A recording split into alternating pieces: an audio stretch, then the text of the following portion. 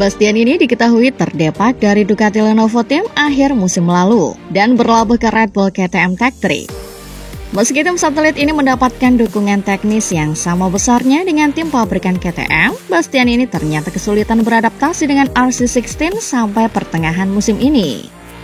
Sama seperti Martin yang ingin berpisah dari Aprilia, Bastian juga sedang mempertimbangkan memakai klausul kontraknya yang bisa melepasnya dari tahun kedua dari KTM jika gagal tampil kompetitif.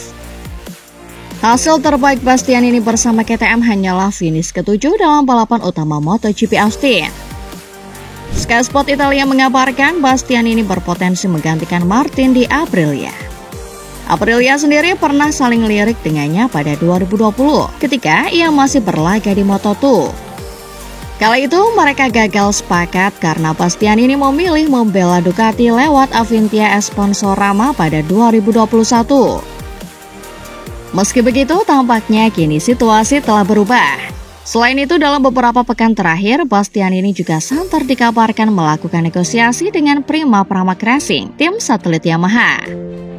Pramac dipastikan akan menaungi Toprak Razgatlioglu, tetapi masih menimbang-nimbang Jack Miller, Miguel Oliveira, dan peluang menggait rider lain.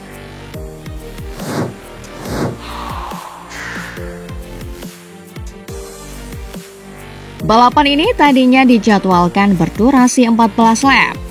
Namun, hujan yang turun membuat balapan ini ditunda beberapa lama, sehingga diputuskan untuk diperpendek menjadi 9 lap saja. Start kedua, Chiandra langsung berjibaku di depan bersama Alvaro Lucas, Christian Borelli, Fernando Bahusa, dan juga anggota VR46 Rider Academy yang start dari pole, Matteo Gabarini. Meski begitu, Chiandra tetap mampu berkendara dengan tenang sehingga bisa melancarkan strateginya dengan jitu. Alhasil, ia meraih kemenangan perdananya di ETC.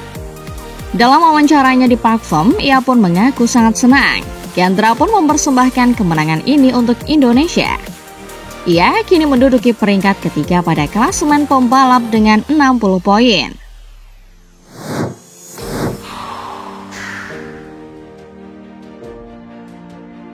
Aprilia terus berkembang. Kerja keras Fabiano Sterlasini, direktur teknis, dan Marco De Luca, pemimpin proyek, tak kenal lelah. Namun hasilnya mulai terlihat ketika Marco Bezzecchi membawa RSGP kembali naik podium di balapan sprint di Assen.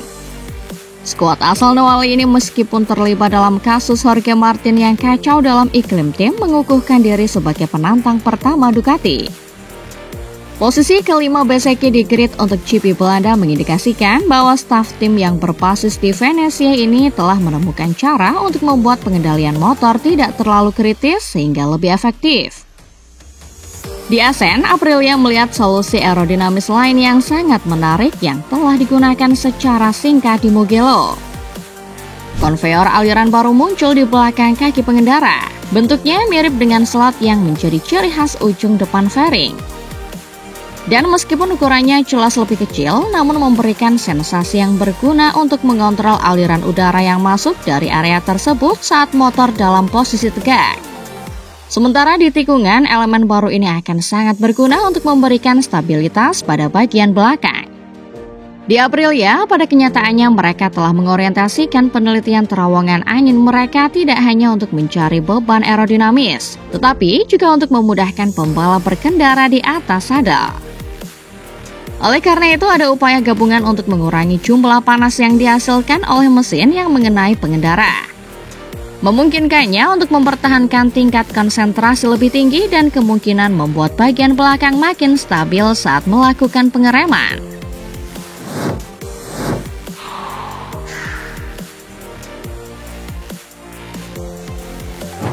Finish di posisi ke-12 pada MotoGP Belanda menjadi hasil yang dilematis bagi Johan Zarco. Di satu sisi, ia lega karena berhasil meraih 4 poin dan menghentikan rentetan hasil buruknya.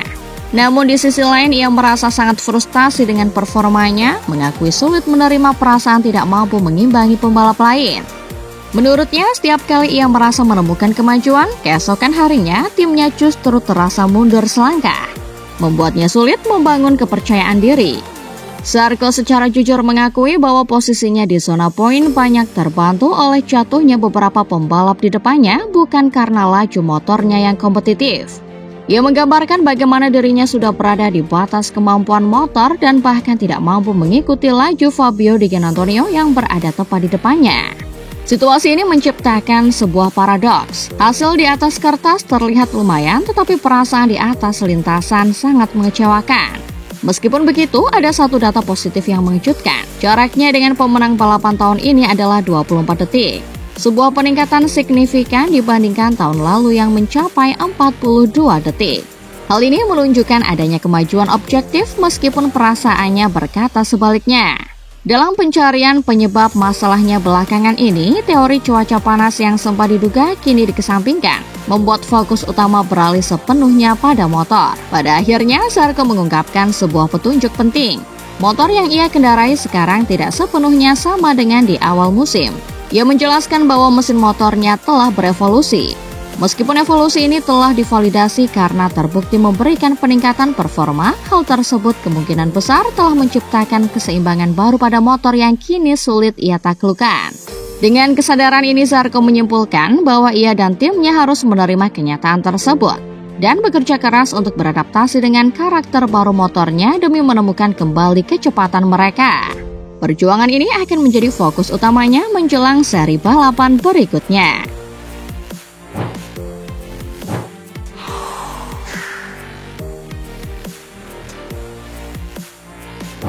KTM baru saja lepas dari krisis setelah akhirnya Bajaj datang sebagai penolong. Namun, petinggi Bajaj dikenal tidak terlalu suka dengan motor sport khususnya MotoGP. Inilah yang membuat masa depan KTM di MotoGP jadi bahan pertanyaan. Khususnya ketika kontrak pabrikan dengan Dorna habis di akhir 2026 nanti.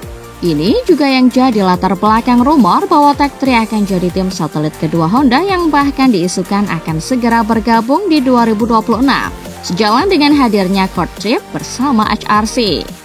Namun pemilik Tech3 Hervé Poncharal menampik rumor ini.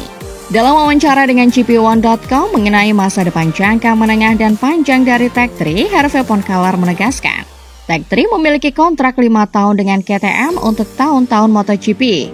Dari 2022 hingga 2026. Jadi Poncharal sangat tidak setuju dengan siapapun yang menulis bahwa tim Tech3 sudah memiliki kesepakatan dengan Honda untuk tahun 2026. Poncharal kemudian mempertegas situasinya kini. Bila Tech3 memiliki kesempatan untuk melanjutkan dengan KTM untuk tahun 2026 asalkan mereka mengajukan kesepakatan yang dapat diterima, maka prioritas Tech3 adalah untuk terus bekerja dengan KTM tahun depan. Namun sampai dengan awal Juli 2025 ini posisi KTM masih belum jelas banget. Dan inilah yang membuat rumor hadirnya rencana cadangan di mana Tech3 akan berlabuh ke HRC. Ketika kembali ditekan soal hal ini, Hervé menjawab, sasaran utama Tech3 tetap untuk terus bekerja sama dengan KTM pada 2026. Kemudian akan menunggu dan melihat apakah KTM juga membuat komitmen selama 5 tahun dari 2027 hingga 2031.